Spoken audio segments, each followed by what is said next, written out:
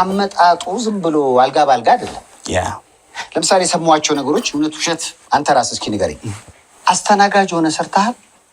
አዎ አስተናጋጅ የሆንኩበትን መንገድ ልንገርህ። እኔ ደጀን አቪዬሽን የሚባል አየር ኃይል ሚዲያ ውስጥ ሰራ ነበር። ከዛ በኋላ እንደዚህ ተሽከርካሪ ወንበር ላይ ነው ቁጭ ቢሮ ነው ዜና ማንበብ መረጃ መስጠት ምናምን ነው ኮንፈርት ዞን። ተሽከርካሪ ወንበር ላይ በቃ ተጨማለሁ። ከዛ ጥሩ ደሞዝ ይከፈለኛል። ሳየው ግን ቁጭ ብዬ ራሴን ሳየው የት ነው መድረስ የምፈልገው? እዚህ ጋር የሚመጣውን ሰውዬ መጀመሪያ እዛ ነው ያየሁት። ኮንፈርት ምንጊዜም የሰው ልጅ እንትን ነው አንድ ቦታ ይዞ ነው የሚያቆየ። ከዛ ኦኬ ስራ ሪዛይን ማድረግ አለብኝ አልኩኝ። ወጣውኝና ሆቴል 3 ወር ተምሬ ፍሪ ሰርቪስ መስጠት ጀመርኩ እዛው ቢሾፍቱ ላይ ማለት ነው። ከዛ